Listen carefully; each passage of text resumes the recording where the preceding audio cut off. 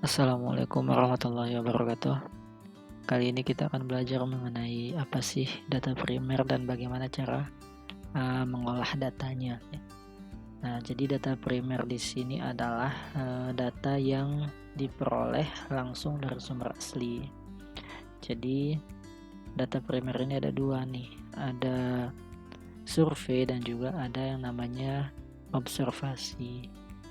Nah, survei itu bisa dilakukan dengan cara wawancara langsung ke key personnya, jadi ke sampel yang kita ingin tuju. Lalu bisa juga menggunakan metode penyebaran kuesioner, jadi berupa pertanyaan seperti itu. Nah, kemudian metode observasi itu adalah metode yang kita itu cuma melihat objek sampel kita saja, jadi cuma melihat, kemudian memperhatikan pola perilakunya juga seperti itu. Nah, bagaimana cara ngolahnya? Kita buka SPSS-nya. Oke, ini data kita ya. Jadi di sini kita akan meneliti pengaruh pelayanan dan juga produk terhadap kepuasan. Jadi di sini ada X1-nya service, X2-nya itu produk, dan X3-nya itu satisfaction. Nah, langsung kita seperti biasa kita masukin variable view-nya. Yang pertama nama,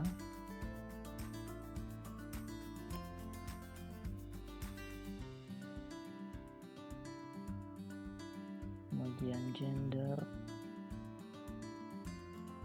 kemudian tingkat pendidikan,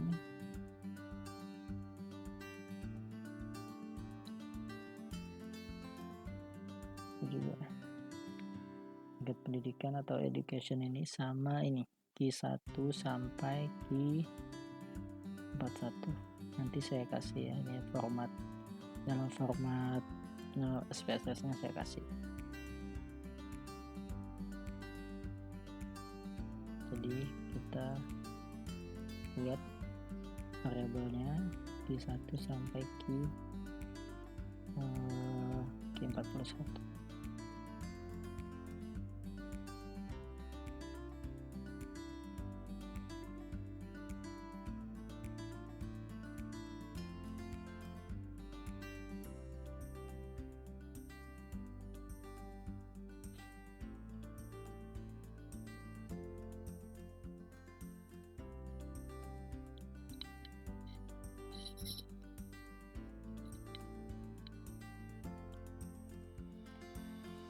Nah, teman-teman, jadi jangan lupa measure-nya diganti ya, pakai nominal. Yang ini kita ganti pakai string. Kemudian gender semuanya scale ya. Nah, jangan lupa untuk gender itu value-nya kita ganti, 1 untuk apa, 2 untuk apa. Jadi 1 untuk perempuan,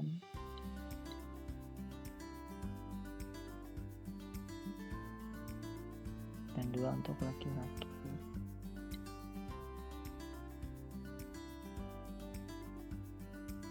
Kemudian tingkat pendidikan juga sama, jadi 1 untuk SMP, 2 untuk SMA,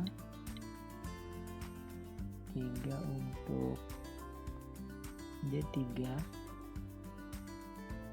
4 untuk S1, dan 5 untuk S2.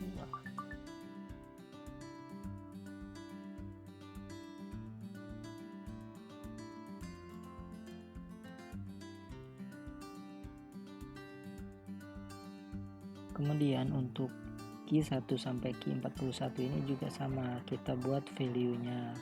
Jadi 1 untuk sangat tidak setuju,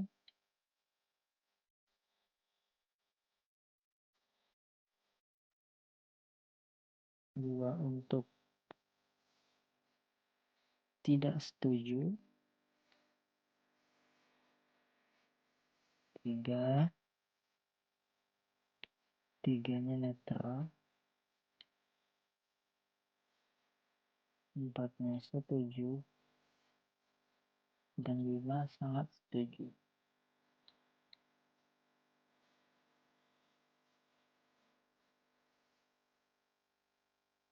Lalu klik OK. Nah, ini semua kalian bisa copy ke semuanya sampai key 41. Oke teman-teman, ini sudah di-input semuanya dari question 1 sampai question 41. Nah, selanjutnya kita akan melakukan statistik deskriptif. Jadi langkah yang pertama, seperti yang kemarin kita pernah pelajari, jadi klik analyze, lalu statistik deskriptif, lalu pilih yang frekuensi. Nah, masukkan variabel jenis kelamin dan juga pendidikan ke variabelnya. Lalu klik OK.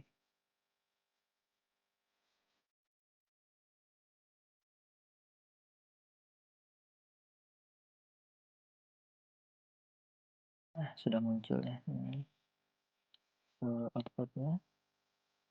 Kemudian setelah kita melakukan uji statistik deskriptif, jadi yang selanjutnya kita harus menguji yang namanya uji validitas dan uji reliabilitas.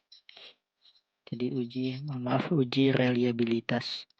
Nah, apa sih uji validitas ini? Uji validitas ini adalah kita itu untuk menguji pertanyaan-pertanyaan ini. Apakah dia valid antar pertanyaan satu dengan pertanyaan yang lain. Jadi syaratnya itu harus valid. Kemudian ada yang namanya uji reliabilitas. Nah, uji reliabilitas ini jadi kita ini untuk melihat kehandalan dari si pertanyaannya ini, apakah bisa dipakai pada waktu sekarang, waktu nanti, dan pokoknya di segala waktu bisa dipakai. Jadi kita harus bisa yang namanya pertanyaan penelitian tuh harus reliable. Jadi harus bisa dipakai dimanapun waktunya, seperti itu. Nah, langkah pertama kita uji reliabilitas dulu. Klik analyze, kemudian pilih scale dan pilih reliability analysis. Nah, di sini kita masukin yang key 1, jadi X1-nya dulu. Jadi yang service kita masukin semua pertanyaan mengenai variabel service.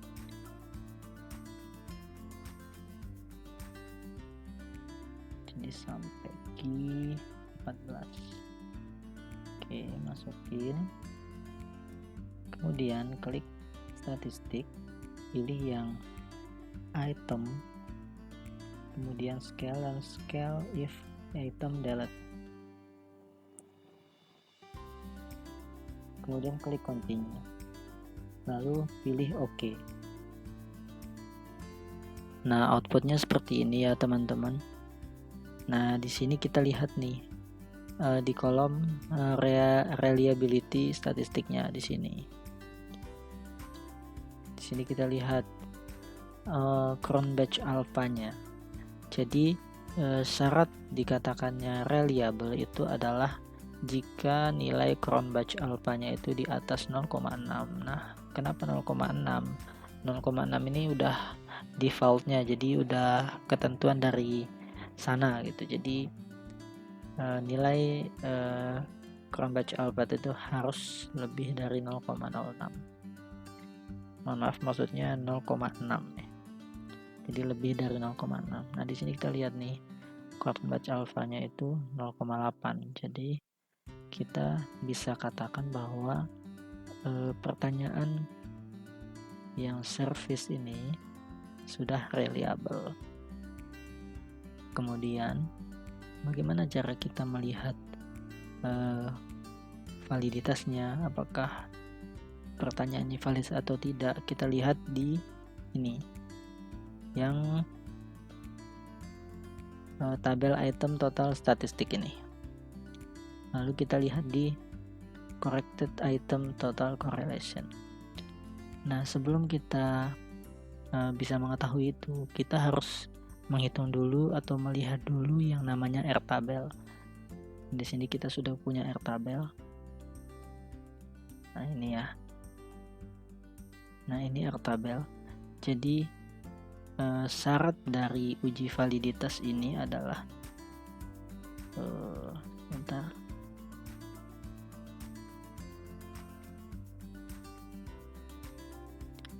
Jadi syarat dari uji validitas ini nilai corrected item total correlation ini harus lebih besar dari R-tabel. Nah, kita lihat dulu R-tabelnya. Nah, rumus R-tabel itu adalah DF sama dengan ini, DF ini kepanjangan dari degree of freedom. Jadi apa namanya, ini tuh maksudnya degree of freedom tuh beberapa variabel yang kita pakai dalam penelitian. Nah, rumusnya adalah N-2.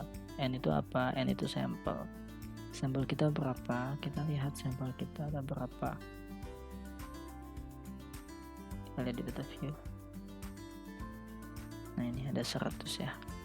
Jadi sampel kita ada 100.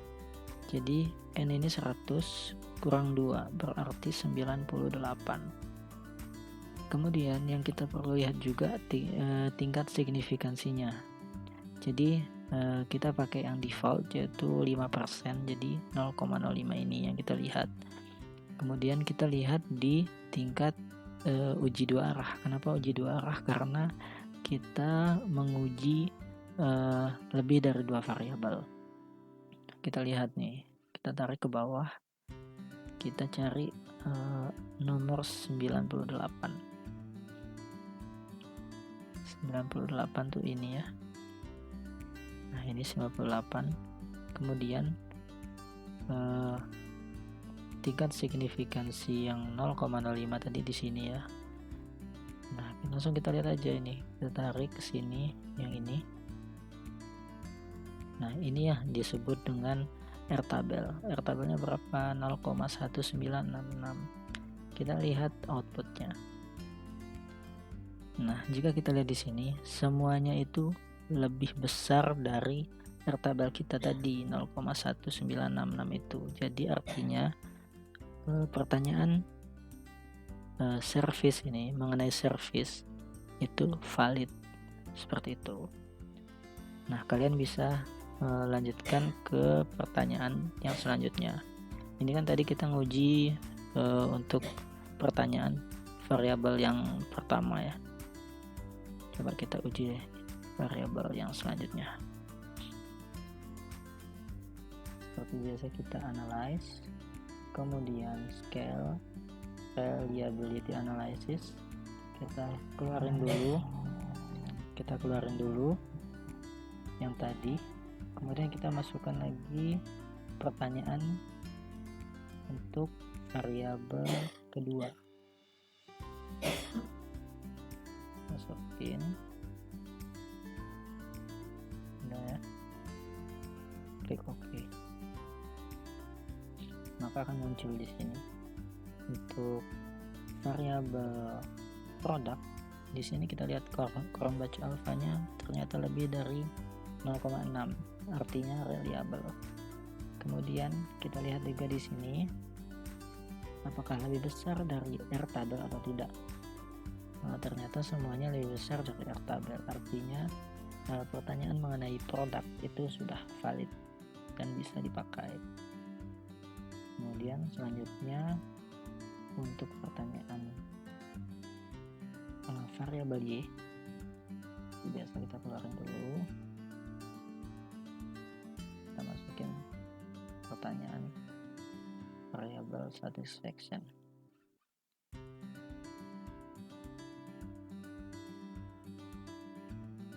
Oke, klik OK. Nah, kita lihat nih di tabel reliability statistiknya. Ternyata di sini kurang baca alfanya lebih besar dari 0,6, artinya reliable. Kemudian di sini juga kita lihat ternyata semuanya juga valid, semuanya valid.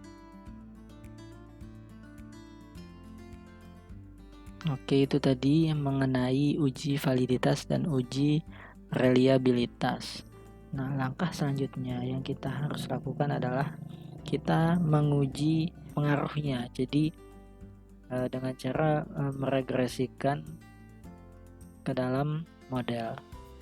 Jadi kita bisa pakai metode regresi linear berganda namanya.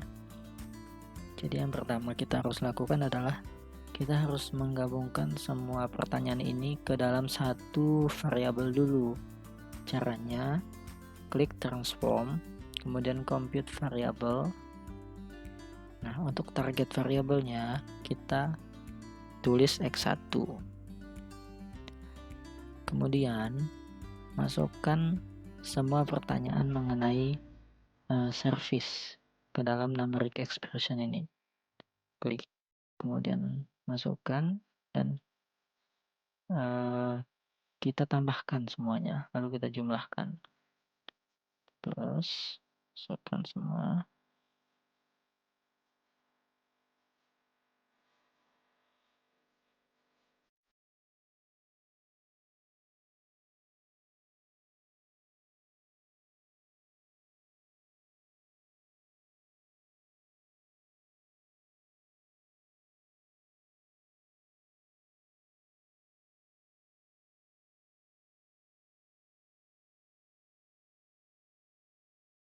Oke, sudah ya, sampai Q14. Nah, setelah itu kita klik OK. Sudah. Memang tidak muncul di output, tapi akan muncul di input kita. Ada di mana? Di sini. Nah, ini akan muncul X1 di sini ya. Kemudian selanjutnya kita transform untuk X2-nya. Transform compute variable, kemudian target variabelnya X2. Jadi X2-nya ini untuk, kita mau keluar dulu ya. X2-nya untuk variabel produk. Seperti biasa kita jumlahkan.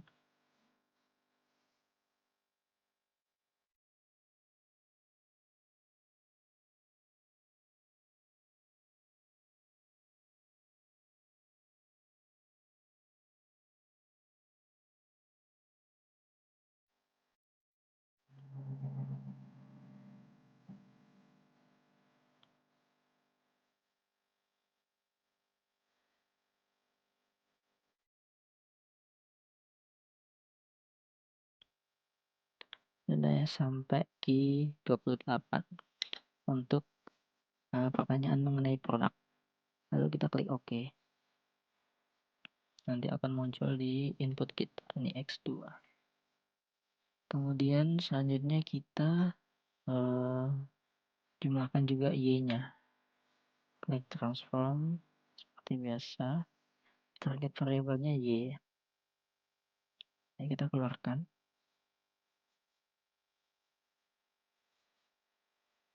Oke. Y-nya satisfaction atau kepuasan. Kita jumlahkan.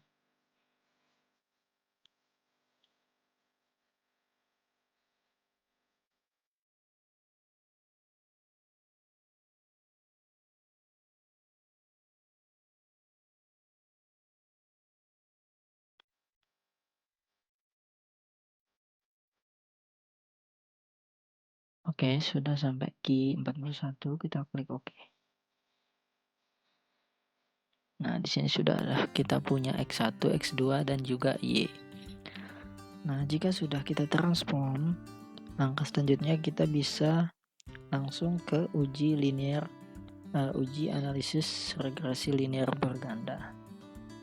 Jadi yang pertama kita lakukan adalah analyze, kemudian regression, kemudian linear. Nah, masukkan yang dependennya. Jadi variabel dependennya kan kita tadi Y ini kita masukin ke variabel dependent, kemudian independennya X1 dan X2. Nah, sudah.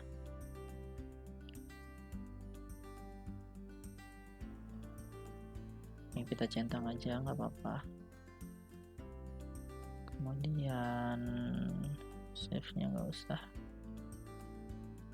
Oke, setelah itu kita klik OK. Nah, nanti akan muncul seperti ini. Oke, teman-teman, di sini kita sudah dapetin ini output dari regresi linear perganda kita. Nah, tabel yang pertama yang kita harus lihat adalah ini, model summary. Model summary ini adalah untuk melihat yang namanya uji R-square atau bisa disebut koefisien determinasi namanya. Nah, apa sih koefisien determinasi itu? Jadi uji koefisien determinasi ini digunakan untuk mengukur seberapa jauh kemampuan model ini dalam menerangkan variabel dependennya. Jadi seberapa besar pengaruhnya variabel independen ke variabel dependen. Yang perlu kita lihat di sini adalah di adjusted R-square-nya. Kenapa kita pakai yang nilai adjusted R-square? Jadi karena nilai ini tuh sudah disesuaikan gitu. Jadi kita lihat di sini ada 0,697 atau 69,7%. Artinya variabel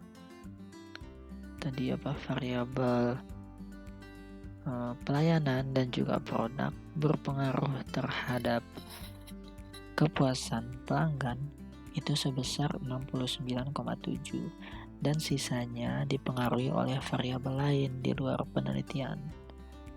Nah, kemudian untuk tabel ANOVA ini untuk melihat uji F atau uji simultan.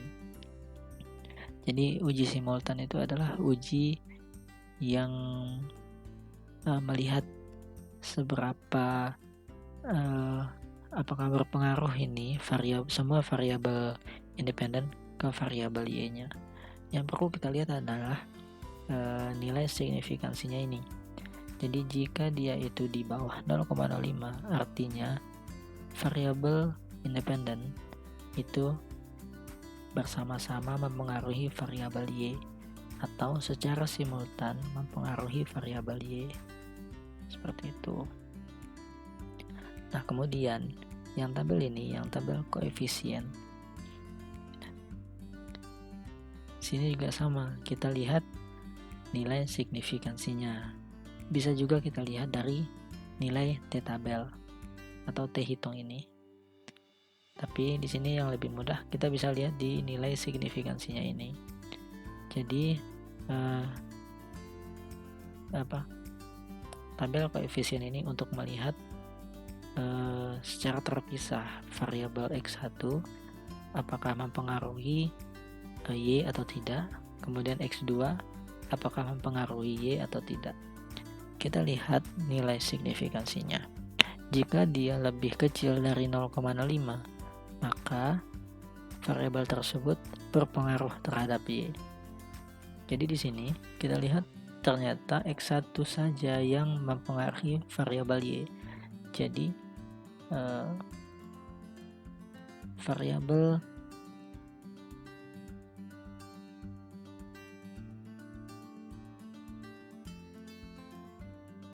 Jadi, variabel pelayanan berpengaruh positif signifikan terhadap variabel kepuasan. Kemudian, ternyata variabel produk itu tidak berpengaruh terhadap kepuasan pelanggan. Seperti itu. Jadi untuk lebih jelasnya nanti kita lanjutin ke materi selanjutnya mengenai uji asumsi klasik dan juga uji regresi linear berganda untuk data sekunder.